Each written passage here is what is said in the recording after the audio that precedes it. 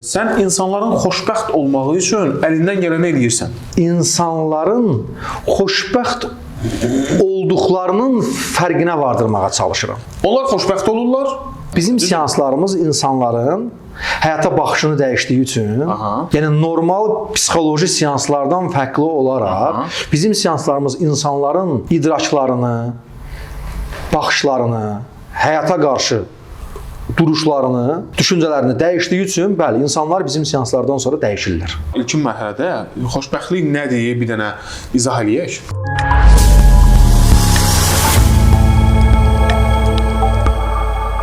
Mən bu suala xəyal təfəkkürünlə, xəyal düşüncələrinlə deyil, əsrlərə meydan oxuyan Nizami Gəncəvi, Nizami Gəncəvi təfəkküründən cavab vermək istəyirəm. Ver qəlbini Allaha, xoşbəxt olmaq istəsən. Eşqin özü şahlıqdır, elə bil taxt üstəsən.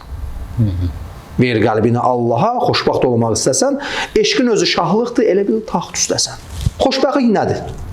Xoşbəxtlik birinci növbədə bir insanın daxili aləmində sürur, huzur, səkinət, sükunət halında olmağıdır. İnsan öz içində hər şeylə barışıqdır. Daxildə barışıq, xaricdə yaraşıq. Yəni yaraşıq nədir? Yəni yara olan işıq. Yaraşıq, yara işıq. Yəni ki, bir insan daxili ilə barışıqdır, əhatəsi ilə isə mehribandır. Sevgi içindədir. Can deyib can eşidir.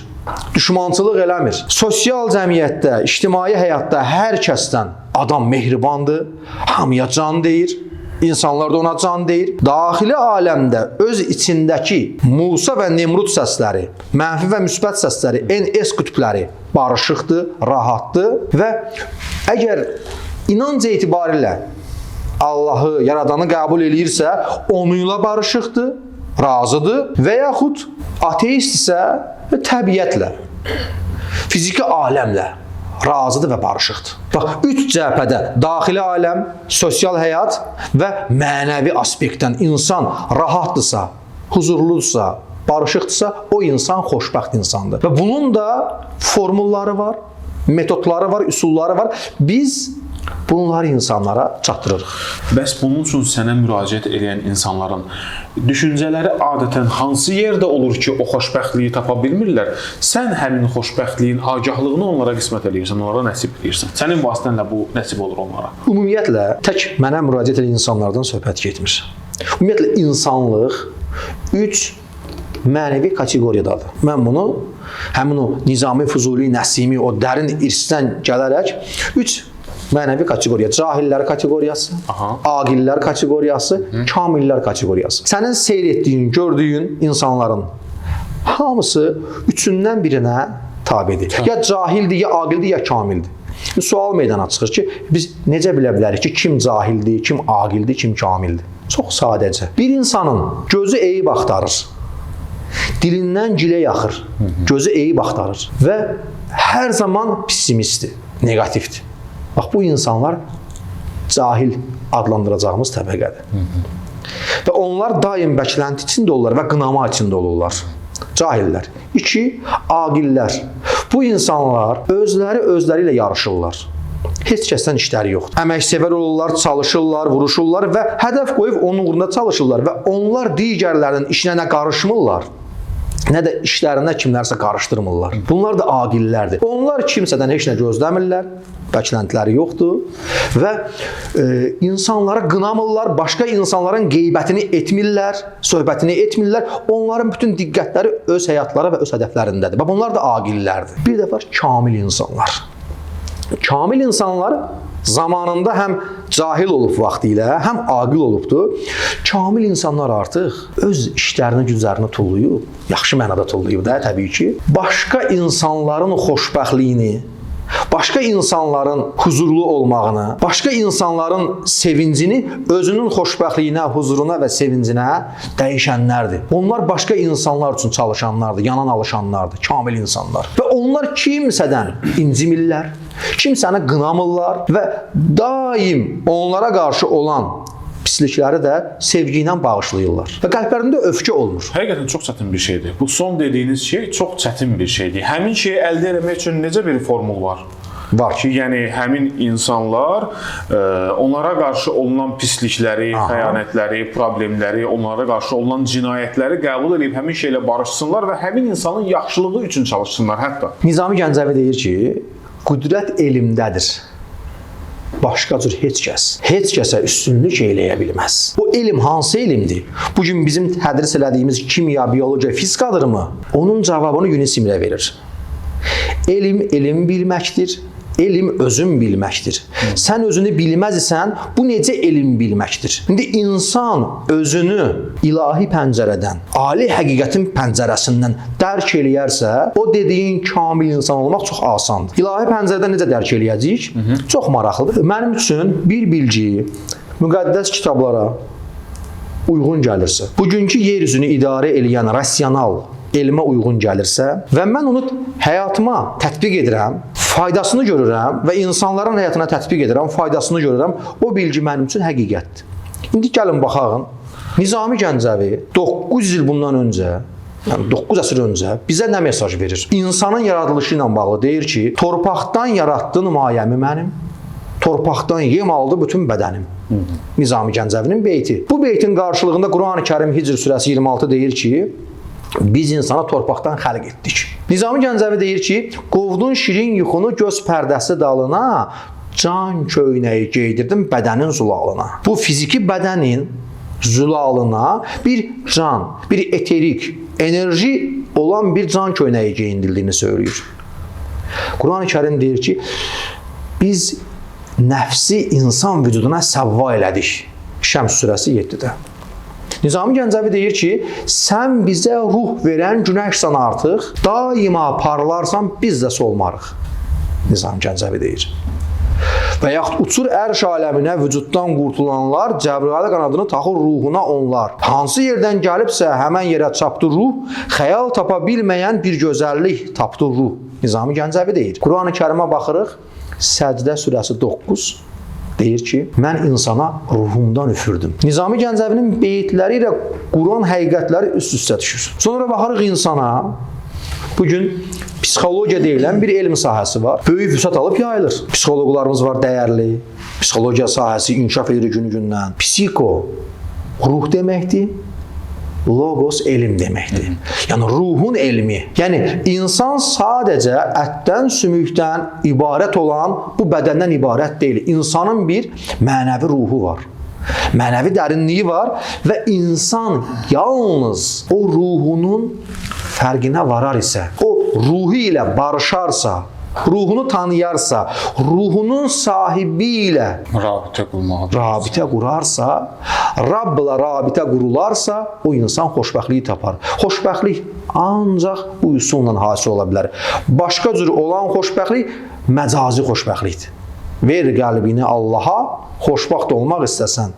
Eşqin özü şahlıqdır, elə bil taxt üstəsən. Və biz də təlimlərimizdə, seanslarımızda insanlara, bax, əsl xoşbəxtliyin sirrini, həqiqətin özünü onun anlayacağı tərzə çatdırırıq deyə, o insanlar onu qavrayır və tətbiq eləyir və günü-gündən daha da böyük xoşbəxtlikləri yaşayırlar. Seanslarınızda, canlı yayımlarda, verdiyiniz dərslərdə qeyd edirsiniz ki, insanın maddi zənginliyə çatması onun öz əlindədir. Bəli. Və həmin o zənginlik qapıları var, onun açarları var, bunun üsulları var.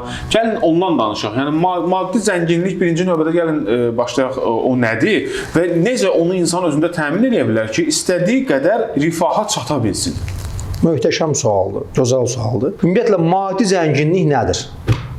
Maddi zənginlik bir insan etmək istəmədiyi işi maddiyyət uğruna edirsə, o insan maddi olaraq kasıb insandır. Əgər bir insan sevdiyi işlə məşğuldursa, sevdiyi işdən para qazanırsa, pul qazanırsa və pula görə istəmədiyi işləri görmürsə, bu insanda zəngindir. Yəni, zənginlik bank hesablarında milyonlar olmaq deyil.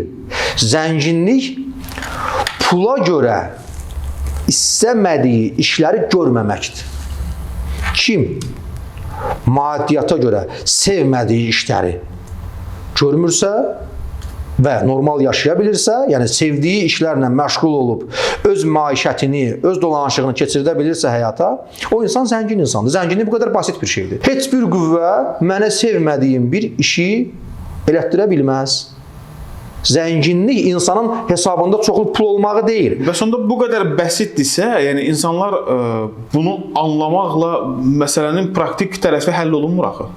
Mən istəyərdim ki, bunun praktik tərəfi həll olunması üsullarını göstərərsiniz. Gözəl. Zehni tərəfdən ola bilər insan başqa nəyi qəbul etməlidir ki, praktikada da həmin o zənginliyi qazana bilsin. Həmin o hala gəlib çıxa bilsin ki, istəmədiyi işdə işləməsin. Möhtəşəm. Birinci növbədə insan bilməlidir o nə istəyir. Zənginlik çox kolay bir şeydir, asan bir şeydir. Bir insan əgər maddi olaraq əziyyət çəkirsə bu həyatda, o insan öz qəlbinə yönəlsin. Öz qəlbinə yönəlsin. Onun qəlbində gizli, şuuraltı, maddi zəngin insanlara paxıllıq var. Paxıllıq. Real olaraq deyirəm. Bir insan əgər maddiyyatdan şikayətlənirsə, onun zəngin insanlara qarşı, yəni həyatını zəngin yaşayan insanlara qarşı bir aqressiyası var, bir paxıllığı var. O paxıllıq orada daxildə olduğu müddətcə o insan maddi rifah yaşaya bilməz. Bunu necə aşkarlaya bilər insan ki, həmin o insanlara qarşı paxıllı və niyə olsun ki bu? Bunu inkar eləyəcək çox insan. Əlbəttə. Ki, mənim belə bir paxıllığım yoxdur. 100%. Bunu necə aşkarlaya bilər? Heç olmasa özü üçün aşkarlasın, məlum olsun ki, blok buradadır, həmin o paxıllıq məsələsini həll eləsin və həmin o rifaha çata bilsin. Hal-hazırda bizi izləyən gözəl insanlar var, doğru? Hal-hazırda bizi izləyirlər. Bəli. Və o insanlara mən sual verirəm. Hal-hazırda istədiyiniz həyatımı yaşayırsınız? Maddi zənginliyiniz, qazancınız ürəyinizdədirmi? Eşidirəm ha? Aha. Əgər siz yox deyirsinizsə, o zaman düşünsünlər. Onların arzuladıkları kimlərdəsə var axı müşahidə eləyirlər. Yoxu hardan öyrəndilər? Kimlərinsə həyatında gördülər o şeyləri, öz həyatlarında olmadığını gördülər və yox dedilər. Doğrumu? Onlar özləri bilmədən onların arzularını yaşayan insanlara qarşı gizli, daxili aqressiyaları var. O aqressiyanı tapsınlar, kəşf eləsinlər özlərində və qəbul eləsinlər. Bəli, məndə var desinlər. Bəli, məndə var dedikləri gündən etibarən huzur tapacaqlar, rahatlıq tapacaqlar. Etiraf etsələr əgər. Və ondan sonra, o etirafdan sonra onlar fürsətləri görməyə başlayacaqlar. Baxın, zənginlik, maddi zənginlik hava qədər əl çatandır. Pul hava qədər əl çatandır. İmzamı atıram. Dünyada ən dəyərli şey havadır. Aldığımız nəfəsdir. Necə buna biz insanlıq rahat çatırıq? Əl çatandır da, nəfəs alırıq. Bundan dəyərli bir şey var? Havadan dəyərli yoxdur. Bax, pul da bunun kimi asandır. Sadəcə bizim daxili paxıllığımız, daxili xəsisliyimiz imkan vermir ki, biz öz işimizdə, öz sahəmizdə fürsətləri görək, o fürsətlərə can ataq və qazanmağa başlayaq. Bloklardan biri bu oldu. Paxıllıq. Bloklar da varmı? Var, əlbəttə var. Başqa insanların zənginliyini istəmək sənin zənginliyinin təməlidir. Başqa insanların zənginliyini istəyəsən. Özün üçün nə istəyirsən? Onu başqa insanlar üçün istəyəsən. Bu başqa insanlar 3 kateqoriyaya bölünür. 1. Sənin sevdiyin insanlar. Bunların zənginliyini istəmək çox asandır. 2. Sənə neytral olan insanlar. Bunların da zənginliyini istəmək olar.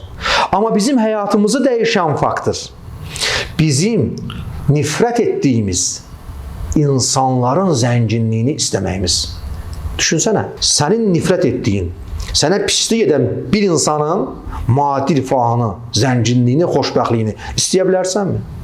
Bax, onu istədiyin gün sənin həyatın dəyişəcək. Baxın, gəlin indi oradakı bir koda baxaq. Mənim üçün çox maraqlıdır, onu necə izah edəcəksiniz siz. Bir insan bəzən müəyyən əməl eləyir, həmin əməlin hikmətini anlamadan yerinə yetirir və həmin əməl də düzgün olduğuna görə qəbul olur, həmin əməlin cavabı alınır. İnsanlar məncə düşünər və sual yaranar ki, mənim zəngin olmağımla nifrət etdiyim insan haqqında yaxşı düşünməyimin nə əlaqəsi var? Böyük əlaqəsi var. Çox böyük əlaqəsi var. Hal-hazırda Afrikanın cəngəlliklərində əsən küləklə sənin burada aldığın nəfəsin əlaqəsi olduğu kimi Dünya fırlanır axı.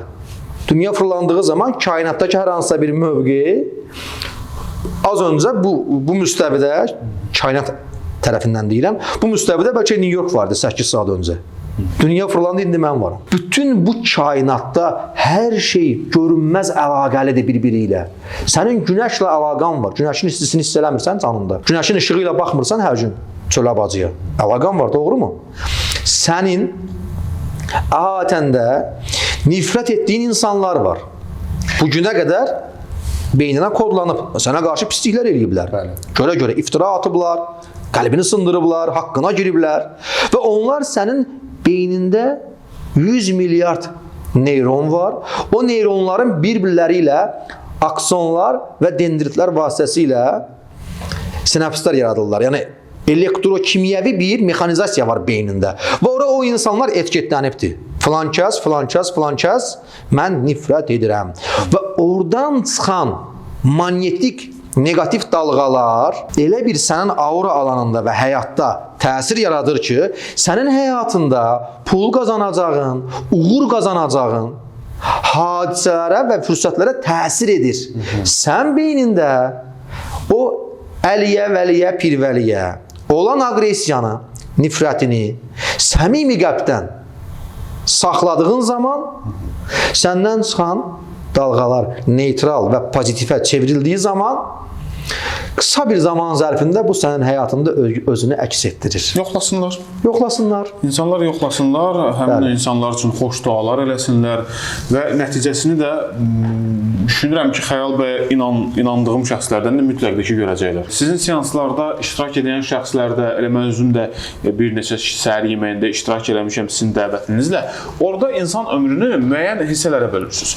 Daha da dəqiqləşdirsək, 7 illiklərə bölürsünüz. Yəni 0-7 yaş, 7-14 yaş, 14-21 yaş və bu davam edir 27-28 yaş və bu cür 7-liklərə. O 7-liklərə bölməyin mənası nədir? Gəlin birinci onu soruşum. Ümumiyyətlə, fizioloji olaraq 7 ildən bir insan vücudunda böyük dəyişikliklər olur. Məsələn, 0-7 yaş, 7-14 yaş arasında tamam başqa adam oluruq. Fizioloji olaraq boyumuz dəyişir, çəkimiz dəyişir, orqanlarımız, özümüz. 14-21 yeniyetməlik çağıdır, cinsi kimliyimizi tanıyırıq. 21-28 sümüklər, fizioloji orqanizmimiz son həddinə gəlib çatır artıq inkişafda. 28-dən sonra artıq 35-7 illiyi, sonra 35-42, sonra 42-49. Hər 7 illikdə həm fizioloji, həm psixoloji, hər istiqamətdə həyatımızda dəyişikliklər olur. Və çox incə bir məqam var ki, 0-7 yaşında daha fəlsəfi baxsaq, daha geniş baxsaq, insan ruhu vücudda göz açır, dünyaya gəlir. İlk nəfəslə yanır, beynindəki o amigdala köklənir, qoruma mexanizmi, limbik sistemin amigdalası köklənir. İlk nəfəsdə yanır, axı ciyərlərimiz yanır və dünyanın yandıran bir yer olduğunu anlayırıq. Doğuşda dünyaya gəlirik, ilk nəfəsdən yanırıq, inqa deyərək, o da bir böyük fəlsəfədir. İn içindən qa Allahın ilkin adlarından biridir. Yəni qədim fəlsəfələrə görə. Qad da elə oradan gəlir. İngilislərin Allaha qad deməsi. İnqa deyərək, yəni mən qadan gəlmişəm, ağlayırıq və 0-7 yaşında biz bu dünyaya köklənirik. Tanıyırıq evimizin içini. Öyrəşirik, mama, papa, ana, ata, mother, father tanıyırıq. Dilimizi öyrənirik. 7-14 artıq qonşunu da tanıyırıq. 7-14'də artıq bizdən başqa uşaqlarda olduğunu bilirik. 14'dən sonra yeni bir ayılma başlayır. 14'dən sonra bilirik ki, bizim atamız hamını döyə bilməz. Tək bizim anamız deyil mələk qadın, başqa analar da var. 14'dən 21'ə biz artıq özümüzlə barışmırıq. Üsyan edirik. Fikir verirsiniz, yeniyetmələrdə ən çox üsyanlar o yaşlarda 14-21 qəbullənə bilmir, bəzən cinsi kimliyini qəbullənə bilmir, bəzən sosial kimliyini, maddi durumunu qəbullənə bilmir. 14-21 növbəti bir 7 illikdir. 21-28 insan evladının ən müstəqil qismən, ən müstəqil olduğu 7 illikdir. Və diqqətlə baxsaq görərik ki, həyatımızda ən böyük səhvləri 14-21-7 illiyində eləmişik. Bütün yetkin insanlar həyatlarına baxsınlar. Hal-hazırda bizi izləyən hər yaşdan insanlar var. Diqqətlə baxsınlar, görəcəklər ki, həyatlarını yönləndirən bütün böyük addımları, səhvləri, seçimləri 21-28-də eləyiblər. Siz özünüz də düşünün. Və 21-28 ən müstəqil, ən həyati addımları atdığımız dönəmdir. 28-35 peşmançılıq dönəmidir. Bütün insanlar əksər hallarda daha çox 28-35 yaş dönəmlərində o günə qədər etdiklərinin hamısına peşman olurlar. 35-42 artıq yenidən diriliş 7 illiyidir. Ayaqlanma 7 illiyidir ki, yıxılmamalıyam, dirçəlməliyəm, yüksəlməliyəm. 42-49 müdrikləşmə 7 illiyidir. Artıq insan müəyyən mənada dünyasal, şəhvani arzuların boş olduğunu algılayır, dərk eləyir və artıq dünyaya fərqli pəncərədən baxır. Kamilləşmə başlayır 42-49-da. Yoxlayın, baxın, görəsiniz ki, elədir. 7 illiklərimiz, bəli. Çox maraqlıdır. Və bir nüansı qeyd eləmək istəyirəm. 14-21 yaşında evladı olan bütün valideynlərə həyəcan təbili çalıram. 14-21 yaş insan həyatının ən önəmli 7 illiyidir. Ən önəmli 7 illiyidir. O yaş dönəmində uşaqlara daha çox insanlığın yararına olan bir peşəyə yönləndirmə etsələr, daha möhtəşəm olar. Yenə oxusunlar, ali təhsil uğrunda mübarizə aparsınlar, çalışsınlar, amma insanlığın yararına olan hər hansısa bir peşəni, ustalıq, dərzilik, aşbazlıq, hər hansısa peşəyə məhəbbət yaratsınlar və o 7 illiyə onu sıxışdırsınlar. O uşaq artıq 21 yaşında hansısa bir peşəni artıq bilmiş olsun və bu mümkündür. Artıq bu onun həyat qarantiyasıdır, həyat sığortasıdır və 14-21 yaşında olan, evladı olan bütün valideynlərə buna diqqət eləməkləri nəzərdə gətirirəm ki, bir peşə verin evladınıza. Sonra ali təhsil də alsın, aspirant da olsun, doktorant da olsun, amma bir peşəsi olsun. Sizin seanslarda qadın-kişi cütlüklərdə müraciət edib. Bəli. Bu barədə sizin özünüzdən də məlumat almışam. Siz onlara münasibətlərində müəyyən aydınlıq gətirməyə köməkliyi göstərirsiniz. Onlara nə təlqin edirsiniz? Ümumiyyətlə, sizə müraciət edən qadınlar özlərini necə ifadə edirlər? Hansı çatışmazlığa görə sizin köməyinizə ehtiyac duyurlar? Ümumiyyətlə, qadınlar nə istəyirlər? Və kişilər onu necə edirlər ki, edə bilmirlər? Nə edirlər onun qarşılığında, istəklərinin qarşılığında? Qadınlar nə istəyir? Səhv hardadır bu? Səhv, yanlış hardadır? Ümumiyyətlə, çox gözəl bir sualdır. Qadınlar nə istəyir? Qadınlar nə istəyir? Qadınlar nə əl çatmazdısa, onu istəyir. Sən onu götürüb ona verdiyin zaman artıq o əl çatan olduğu üçün qadının istəyi oradan çıxır. Yeni bir əl çatmaz istəyir. Sən onu götürüb ona verəndə artıq o da əl çatan oldu axı. Artıq qadın yeni bir əl çatmaz istəyir. Qadınlar elə bir şey istəyir ki, o kişilərin verə biləcəyi bir şey deyil. Qadınların istədiyi kişilərin verə biləcəyi bir şey deyil. Qadınların istədiyi şeyi kişilər ancaq görə bilər. Qadınların istədiyi şeyi kişilər görə bilsə, qadın rahatlaşar, sakitləşər. Yəni, sən mənim istəyimi mənə verə bilmirsən, heç olmasa onu görə bil. Onu dərk et. Onu dərk et, mən nə istəyirəm. Qadın birinci növbədə diqqət istəyir. Diqqətin tərkibində, diqqətin nüvəsində riqqət istəyir. Yəni, diqqət nədir, riqqət nədir? Məsəl üçün, mən deyək, yan tərəfə baxıram, məni çağırın zəhmət olmasa. Düz, Xəyal bəy. Bu diqqətdir. Amma bu riqqətdir. Yəni, tamamilə bütün düşüncəmi, enerjimi, fikrimi, xəyalımı, zehnimi sənə yönləndirməliyəm. Qadınlar bunu istəyir. Qadınlar deyir, ancaq mən olum, ancaq məni gör. Mənlə din, mənlə danış, mənlə yan, mənlə alış. Qadınlar diqqət istəyir. Bayaq dediyiniz bir, sayacaqsınız. Bir, əlbəttə, o qutarmaz. O zaman mən bunu qeyd edirəm. Bir, qadınlar diqqət istəyir. Sayını qutarandan sonra bir sualım yarandı artıq. Əla, qadınlar birinci diqqət istəyir. Diqqətin tərkibində riqqət istəyir. Yəni, təmiz, yanmış, xalis olmuş, tamamilə fokuslanmış bir baxış, fokuslanmış bir, adanmış bir ruh istəyir. İki, əslində qadınlar Allaha istəyir. Amma bilmirlər. Qadın ən gözəlini istəyir. Hər qadın bir Züleyxadır. Və Yusifi istəyir. Hansı Yusifi istəyir? Allahın esmalarının təcəlli etdiyi Yusifi istəyir. Qadın Allahın esmalarının təcəlli etdiyi Yusifi istəyir. Hər qadın bir Züleyxadır və Allahın esmalarının simasında təcəlli etdiyi Yusifi istəyir. Və indi bir kişi o qadına qarşı sədaqəti ilə, diqqəti ilə, riqqəti ilə, sevgisi ilə, məhəbbəti ilə yanaşarsa, o qadın artıq başqa bir şey istəməz. Anı yaşayar. Qadın qulaqdan sevir. Qadın eşitmək istəyir. Kişi görmək istəyir. Kişi görərək sevir. Qadın amma eşitmək istəyir, eşidərək sevir. Çox maraqlıdır. Və insanlar zənn edirlər ki, bahalı avtomobil, bahalı gül dəstələri, bahalı qızıl əşyalar qadınları xoşbəxt edir. Xeyr. Qadınlar ondan xoşbəxt olmurlar.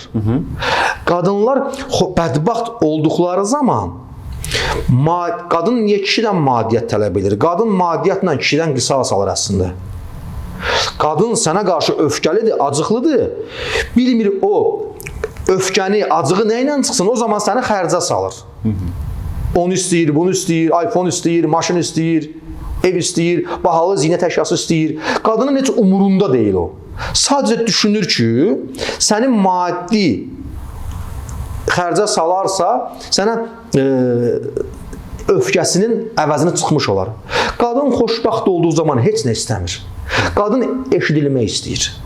Qadın istəyir ki, o danışanda onun sevgilisi, yarı, vəfadarı ona diqqətdən qulaq assın. Diqqətdən qulaq asdığı zaman qadın rahatlıq tapır. Qadın da heç nə istəmir. Amma ki, qadınla danışanda qadının gözünün içinə baxmırsa, o danışdığı zaman lazımi yerlərdə o ədadları eləmirsə, məsələn, xanım danışır, bəy qulaq asır, telefonda iqra oynayır və nəyəsə baxır, iş həll eləyir. Qadın görür ki, o telefonda və qadının ürəyi partlayır ki, mən danışanda sən mənə baxmırsansa, axı səndə baxmaq var, bir zamanlar mənə baxırdın axı. Bir zamanlar saatlarla pəncərəmə baxırdın. Bir zamanlar günlərlə WhatsAppda profilimə baxırdın, sən mənim. İndi niyə mən danışıram evində, mətbəxində, sənə yemək hazırlaya. Danışıram, sən mənə baxmırsan. Deməli, sən hal-hazırda kiməsə baxırsan. Qadınların beynində bir mexanizm var, böyük bir şura oturub. O şurada psixoloq var, nevroloq var, uroloq var. Daha nəlog yoxdur ki. Qadının beynində böyük bir milli məclis var. Orada professional mütəxəssislər oturubdur. Kişinin hər addımı, evə girişi, çıxışı, hərəkəti, saç düzümü, hər şeyinə fikir verirlər. Bəzən kişilər, xəyanət eləyən kişilər özlərini sığortalayırlar. Məsələn, ətir, geyim, keçim falan, saçdan falan özlərini qoruyurlar. Elə bilirlər ki, bundan sığortalandı. Xeyr, sən xəyanət eləmisənsə, evdəki öskürməyindən o qadının beynində olan şura, o kriminalist şura, sənin bugün çöldə nə etdiklərinin hamısını bilir. Qadınlar dəhşət məxluqdur. Qadın kişidən üstündür axı. Qurban olduğum Allah belə yer üzündə yaratmağı qadına tapşırıb, kişiyə tapşırmayıb. 9 ay kişi dözərmi? Uşağı daşıyar mı? Mümkün deyil. Yəni, qadınlar üstün məxluqlardır və qadın diqqət istəyir, riqqət istəyir, səmimiyyət istəyir. Əgər kişi bu diqqəti qadına verərsə, qadın heç nə istəməz. Gəlin, qadınlar haqqında danışmaqla bitməyəcək. Mümkündür. Bu veriliş də yekunlaşmayacaq. Amma verilişimizin sonuna gəlib çatırıq biz. Gəlin elə bunu yarımçıq qoymayaq. Bu sualı kişilər tərəfindən də soruşum. Ki, kişilər nə istəyir və qadınlar nə edirlər ki, kişilər razı qalmırlar. Buyurun. Kişilər nə istəyir? Kişilər qadınlara nisbətən çox az şey istəyir. Kişilər doyan məxluqlardır. Kişilər doyurlar, sonra acırlar. Doyurlar, acırlar. Amma qadınlar kişilər kimi deyil. Qadınlar doyduqca acırlar. Kişilər doyurlar, dincəlirlər, sakit dururlar, sonra acırlar. Kişilər doyurlar, acırlar, doyurlar, acırlar. Qadınlar doyduqca acırlar, doyduqca acırlar. Qadına nə qədər böyük dəstək, diqqət versən, dahasını istəyəcək. Çünki bilirsən niyə? Çünki əminlik yoxdur qarşı tərəfdən ki, bu həmişə belə olacaq. Amma kişilər nə istəyir? Kişilər birinci növbədə aksiyon istəyirlər, həyəcan istəyirlər, adrenalin istəyirlər. Və bu istiqamətdə addımlar atırlar. Sonra bu addımları atdıqdan sonra 3 qrupa ayrılır yenə kişilərdə, cahil, aqil, kamil. Bu aksiyonun, bu adrenalinin geri dönüşlərini alırlar, yəni karmasını alırlar. Bədəlini ödəyirlər. Bədəlini ödəyəndə deyirlər, aman, istəmirəm, daha istəmirəm, saxla. Yəni, etdiklərinin bədəlini ödəyəndə artıq kişilər seçilirlər. Kimisi cahil qalır, təkrar yenə o xətaları eləyir. Kimisi aqil qalır, özünü düzəldir, kimisi kamilləşir, daha bir də o məqamlara dönmür. Kişilər doymaq istəyirlər, hər istiqamətdə doymaq istəyirlər. Yəni, maddi, mənəvi, fiziki, bütün istiqamətlərdə doymaq istəyirlər. Və bunun üçün çalışıb vuruşurlar. Və bunu toparlasaq belə deyək, kişilər 3 şey istəyirlər. Masa, nisa, kassa. Masa, vəzifə, hörmət, bir avtoritarlıq, sayğınlıq. 2. Kassa, pul, maddi zənginlik. 3. Nisa, qadın istəyirlər. Təsəvvür edin ki, kişinin ən son hədəfi qadındır. Baxın, bugün insanlar mübarizə aparır. Daha yaxşı maşın sürmək istəyirlər. Daha yaxşı vəzifədə, daha yaxşı məqamda olmaq istəyirlər. Gəlin, bir kişiyə deyək ki, nə arzuluyursan? Hansı işi, hansı vəzifəni, hansı məqamı istəyirsən, hamısını sənə 10 qatını bəxş edirik. Amma bir şərtlə, tibbi yollarla səni tam zərərsiz, uroloji olaraq o müəyyən o kişilik istiqamətindən məhrum olacaqsan, amma istədiyin vəzifə, istədiyin həyat sənlik olacaq. Razılaşar? Təbii ki, məncə yox. Ay, sağ ol. Və yaxud ən uc hədəfə çatmış bir kişiyə deyəsən ki, sənin bu xüsusiyyətini səndən geri alaq, ya da bütün hər şeyini alaq. Nə deyər? Əlbəttə ki, deyər hər şeyimi al, bu xüsusiyyətimə dəymə. Yəni, kişilik xüsusiyyətimə dəymə. Yəni, kişi üçün ən önəmli faktor bir, onun sayğınlığı, gücü, iqtidarı və hər istiqamətdə kişinin hədəfləri gəlir, çıxır qadına. Yəni, kişilər bu dünyada daha çox qadınların gözündə ucalmaq istəyir. Qadınları istəyir. Az bir qism xaric. Nizamilər, Fuzulilər, Nəsimlər, o idraka çatmış insanlar xaric, dahilər, evliyalar xaric. Kütləvi olaraq kişilər arzuları, hədəfləri qadınla məhdudlaşır. Masa, nisa, kasa. Masa ilə kasanı da nisa üçün istəyirlər. Hətta ona çatmaq üçün, bəli. Yoxsa bir kişi zəngin olsun, vəzifədə olsun, deyək ki, yüksək rütbəli biri olsun, amma qadına qarşı məhdudiyyət qoyulsun, razı olmaz, deyək, istəmirəm. Kişilər qadının gözündə ucalmaq istəyirlər. Qadın isə Tanrının özünü istəyir. Xəyal bəy, çox maraqlı yerindədir verilişimiz, amma təəssüf ki, yekunlaşır. Sonda tövsiyə xarakterli də ola bilər, sağollaşma xarakterli də ola bilər. Adətən Podkast Bakuda tamaşaçılarla bizim qonaqlarımız sağollaşır. Zəhmət olmasa tamaşaçılarla sağollaşmaq babından tövsiyələrinizi alaq və yekunlaşdıraq verilişimizi. Gözəl. Nizami Gəncəvi deyir ki, çalış ki, xalqının işinə yara, geysin əməlinlə dünya zərxara. Xoşbəxt olmaq istəyirsinizsə, özünüzü ikinci plana qoymalısınız. Ətrafınızdan başlamalısınız. İnsanlara gözəl davranmalısınız, gözəl sözlər deməlisiniz. Onların sizə necə davranmaqlarından asılı olmayaraq və ən əsası, insanlar sizə necə davranırlar, onlara elə davranmayın. Siz sizə necə davranılmağını istəyirsiniz, insanlara elə davranın. O zaman həyatınız dəyişəcək. Dönməsə bir gündə öz qərarından hər şey bacarar, işlək bir insan. İnsanlara tövsiyəm budur ki, özləri üçün istədiklərini başqa insanlar üçün istəsinlər, gözəllikləri və limitsiz hər kəsi sevsinlər və bir iş gördükləri zaman pul hesab eləməsinlər. xoşbəxtliyi hesab eləsinlər. Bu işlə məşğul olanda mən özüm nə qədər xoşbəxt olacam? Ətrafıma nə qədər sevinç və xoşbəxtlik verəcəm. Bu hesabla iş görərlərsə, onlar həm maddi, həm mənəvi yüksələrlər, yük salarlar, yüksələrlər. İnsanların hal-hazırda ağırlıqları ayaqlarını sındırır. Kürəklərində olan ağırlıq onların qanatlarının ağırlığıdır. Amma onlar bilmirlər. Və biz də təlimlərimizdə, seanslarımızda onların qanatlarındakı zinciri qırırıq. Qanatlanan insanlar, Nizami Gəncəvi demiş, uçur ərş aləminə, vücuddan qurtulanlar, Cəbrayıl qanadını taxır ruhuna onlar. Və beləcə biz insanlara xoşbəxtliyin sirlərini onların özlərində olan açarlarla, özlərində olan qıfılları açaraq xoşbəxtliyə çatmağına vəsilə oluruq. Mən də sizə təşəkkür edirəm. Çox sağ olun. İnşallah növbəti görüşlərimizdə yenə görüşərik.